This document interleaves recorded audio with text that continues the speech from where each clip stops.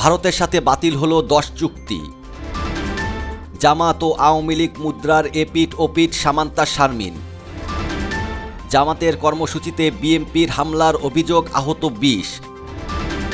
জুলাই যোদ্ধা স্বীকৃতি পেতে আরও 1,500-এরও বেশি আবেদন, এবার সতর্ক মন্ত্রণালয়। ছাদে শুকানো হচ্ছিল গাঁজা, অভিযানের সময় লাফ দিয়ে পালালেন ইউপি সদস্য। জুলাই শহীদ পরিবারের সন্তানদের বিনা বেতনে শিক্ষার সুযোগ দেবে সরকার। এক ট্রাকের পিছনে অন্য ট্রাকের ধাক্কা, প্রাণ গেল চালক হেলপারের। এতক্ষণ শুনছিলেন শিরোনাম, এবার বিস্তারিত। ভারতের সাথে বাতিল হলো 10 চুক্তি। পতিত শেখ হাসিনা সরকারের আমলে ভারতের সাথে হওয়া 10 চুক্তি বাতিল হয়েছে এবং বাকিগুলো বিবেচনাধীন রয়েছে বলে জানিয়েছেন স্থানীয় সরকার, পল্লী উন্নয়ন ও সমবায় মন্ত্রণালয়ের উপদেষ্টা আসিফ মাহমুদ সজীব ভুঁইয়া। তবে এ ব্যাপারে কোনো মন্তব্য করতে রাজি হননি পররাষ্ট্র উপদেষ্টা তৌহিদ হোসেন।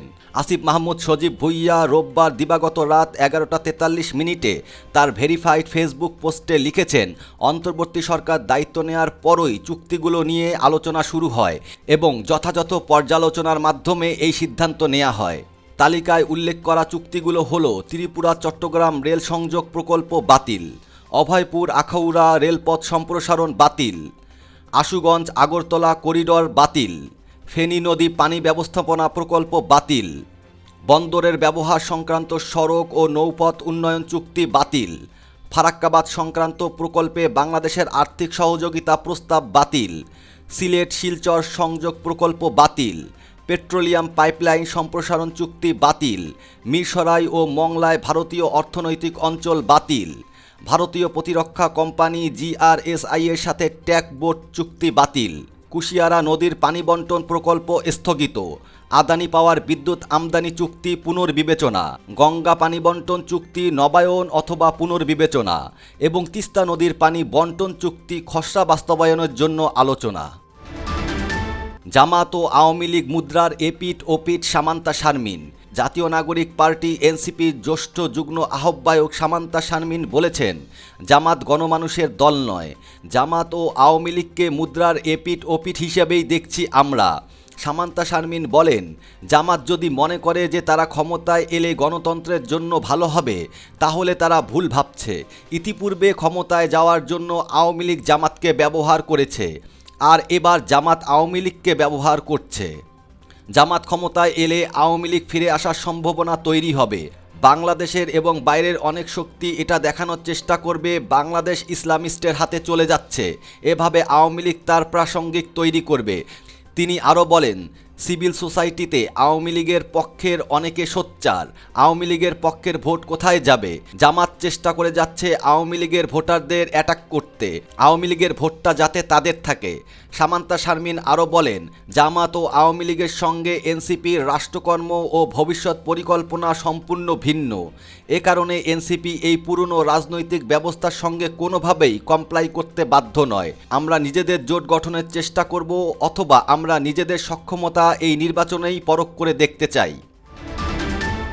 জামাতের কর্মসূচিতে বিএনপির হামলার অভিযোগ, আহত 20। ফেনী সদর উপজেলার ফাজিলপুর ইউনিয়নে মহিলা জামাতের কর্মসূচি ঘিরে স্থানীয় যুবদল, স্বেচ্ছাসেবক দল ও ছাত্রদল নেতাকর্মীদের বিরুদ্ধে হামলার অভিযোগ করেছে স্থানীয় জামাত। এতে জামাত ও ছাত্র শিবির সহ উভয় পক্ষের 20 নেতাকর্মী আহত হয়েছেন। জুলাই যোদ্ধা স্বীকৃতি পেতে আরও 1,500-এরও বেশি আবেদন, এবার সতর্ক মন্ত্রণালয়। জুলাই গণ অভ্যুত্থানে আহত ব্যক্তিদের তালিকা আরও লম্বা হচ্ছে। এই স্বীকৃতি পেতে মুক্তিযুদ্ধ বিষয়ক মন্ত্রণালয়ে জমা পড়েছে আরও 1,500-এরও বেশি আবেদন। নিজেদের জুলাই যোদ্ধা দাবি করে এসব ব্যক্তি সরকারি তালিকায় নাম তুলতে চান। এই স্বীকৃতি পেলে তারা মাসিক ভাতাসহ সরকারি আরও সুবিধা পাবেন। স্বাস্থ্য অধিদপ্তরের ম্যানেজমেন্ট ইনফরমেশন সিস্টেমে যারা জুলাই যোদ্ধা হিসেবে নিজেদের নাম অন্তর্ভুক্ত করতে পারেননি, মূলত তারাই এখন আবেদন করছেন। জুলাই গণ অভ্যুত্থানে যারা নিহত হয়েছেন তারা জুলাই শহীদ, যারা আহত হয়েছেন তারা জুলাই যোদ্ধা। সরকারি গেজেটে জুলাই গণ অভ্যুত্থানে শহীদের সংখ্যা 836 এবং আহত 13,800। যদিও শহীদ ও আহত ব্যক্তিদের এই সংখ্যা নিয়ে প্রশ্ন উঠেছে। বিভিন্ন মহল থেকে বলা হচ্ছে, আন্দোলনে অংশ না নিয়েও অনেকে শহীদ ও আহত ব্যক্তিদের তালিকায় অন্তর্ভুক্ত হয়েছেন।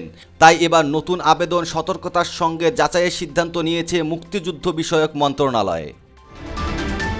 ছাদে শুকানো হচ্ছিল গাঁজা, অভিযানের সময় লাফ দিয়ে পালালেন ইউপি সদস্য। কুমিল্লায় বাড়ির ছাদে 100 কেজি গাঁজাসহ কাউসার নামের এক যুবককে আটক করেছে পুলিশ।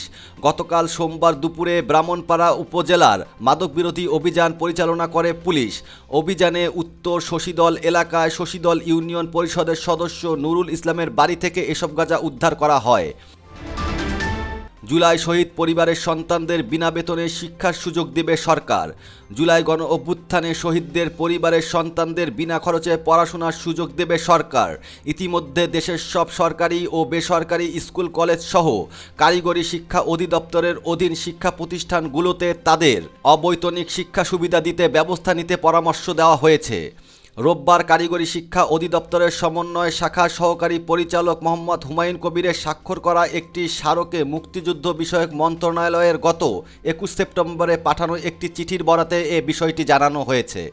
এতে বলা হয়েছে 2024 সালে জুলাই মাসে সংগঠিত গণ অভ্যুত্থানে অসংখ্য দেশপ্রেমিক নারী, পুরুষ ও ছাত্র জনতা জীবন উৎসর্গ করেছেন। তাদের ত্যাগের প্রতি শ্রদ্ধা জানিয়ে শহীদ পরিবারের সন্তানদের শিক্ষা জীবন নির্বিঘ্ন রাখতেই এ উদ্যোগ নেওয়া হয়েছে।